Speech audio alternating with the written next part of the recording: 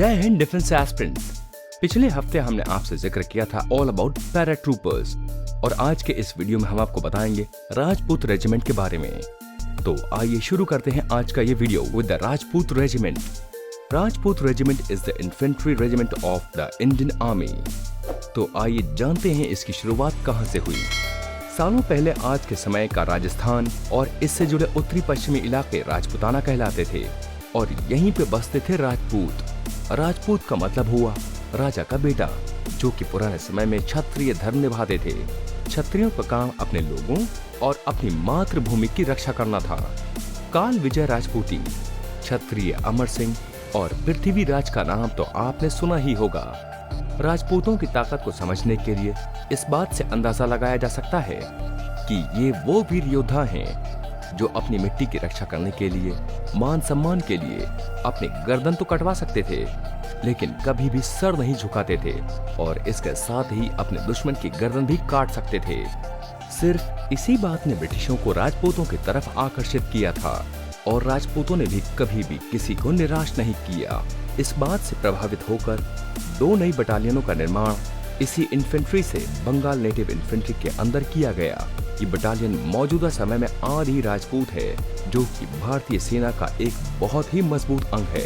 राजपूतों ने लगभग हर युद्ध में हिस्सा लेकर अपनी एक अलग पहचान बनाई है और इनके शेरों की दहाड़ पहले और दूसरे विश्व युद्ध में सुनने को मिली थी।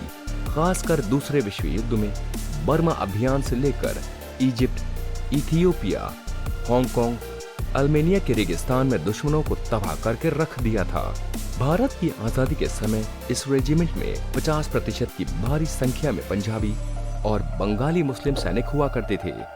1947 में भारत और पाकिस्तान के बंटवारे के वक्त इन्हें पाकिस्तान को सौंप दिया गया था, जिससे इस रेजिमेंट का एक बहुत ही बड़ा हिस्सा खाली हो गया था। बाद में इसे गुर्जर समुदायों के लोगों से भरा गया, जो कि पंजाब रेजिमेंट द्वारा इन्हें सौंपे गए थे।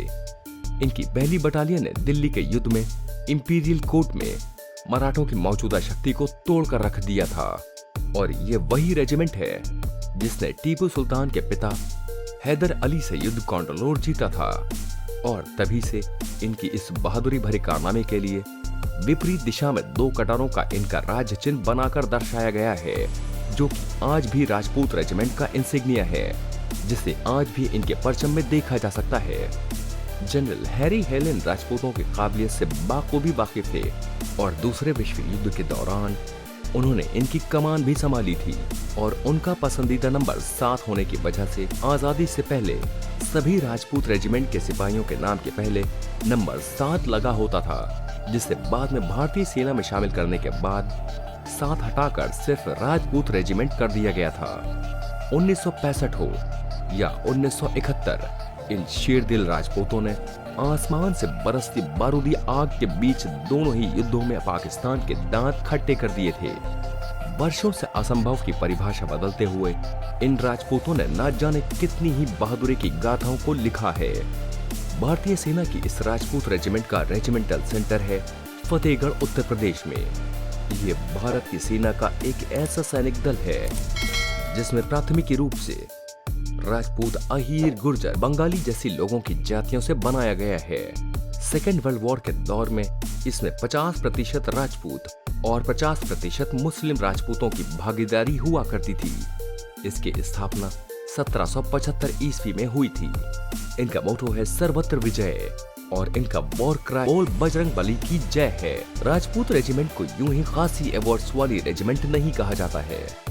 इन्होंने 1 परमवीर चक्र, 3 अशोक चक्र, 5 परम विशिष्ट सेवा मेडल्स, 7 महावीर चक्र, 12 कीर्ति चक्र, 5 अति विशिष्ट सेवा मेडल्स, 66 वीर चक्र, 20 शौर्य चक्र, 8 युद्ध सेवा मेडल्स, 313 सेना मेडल्स के साथ 19 विशिष्ट सेवा मेडल्स, 1 पद्मश्री और कुल मिलाकर 461 अवार्ड्स अर्जित किए हैं। परमवीर चक्र विजेता नायक जाडूनाथ सिंह इसी रेजिमेंट को बिलोंग करते थे और इनकी टोटल 23 बटालियंस हैं। क्या आप जानते हैं 26 जनवरी के रिपब्लिक डे परेड के लिए इस बटालियन में शामिल होने के लिए किसी कैडेट की हाइट 6 फीट से ज्यादा होनी चाहिए। ड्रिल के हिसाब से इनकी रेगुलर ट्रेनिंग भी कराई जाती है। और इनको जितनी फ्लेक्सिबिलिटी की जरूरत होती है वो लगभग 1 साल की ट्रेनिंग के बाद आ ही जाती है। धीरे धीरे इनकी फिजिकल फिटनेस, बॉडी स्ट्रेंथ से लेकर इनके लुक्स के साथ ही छोटे से छोटी डिटेल पर काम किया जाता है और इसी वजह से कई बार राजपूत रेजिमेंट ने सेल्फ मैचिंग कंटिजेंट का अवार्ड भी जीता है। इनकी मूछें बहुत ही खास होती हैं, जिसकी देखरेख के लिए इन्हें खास तौर से रेजिमेंट से भत्ता भी मिलता है।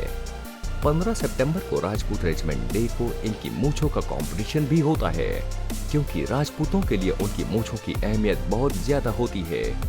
सेना के संदर्भ में इसको समझने के लिए आपको इसे जाति और धर्म से परे समझना होगा, क्योंकि भारतीय सेना की जितनी भी रेजिमेंट्स हैं उनमें सभी में कम्युनिटी यानी एकजुटता का भाव बहुत जरूरी होता है। किसी एक टुकड़ी को उनकी कम्युनिटी बेसिस पर उनको एकजुट करना, एक दूसरे के लिए खड़े होना, एक दूसरे के लिए अपनी जान जोखिम में डालकर एक दूसरे की जान बचाना, किसी खतरनाक ऑपरेशन को सफलतापूर्वक पूरा करने के लिए कम्युनिटी के साथ देना काफी असरदार होता है बनिस्बत किसी मिक्स्ड ग्रुप के मुकाबले। शायद ही दुनिया की कोई ऐसी बड़ी जंग रही होगी जिसमें राजपूत रेजिमेंट ने हिस्सा ना लिया हो। यहाँ तक कि वर्ल्ड वॉर 2 में भी राजपूत रेजिमेंट ने हिस्सा लेकर नाजियों के दांत खट्टे किए थे और उस दौर के कैप्चर्ड इक्विपमेंट्स और नाजी फ्लैग्स आज भी राजपूत म्यूजियम में देखे जा सकते हैं। उम्मीद करते हैं आपको हमारा ये सेंचुरियन डिफेंस एकेडमी का वीडियो पसंद आया होगा और ऐसी ही बेहतरीन वीडियोस को देखने के लिए सब्सक्राइब करें हमारे YouTube चैनल को। जल्द ही मिलेंगे किसी और दूसरे वीडियो में। जय हिंद।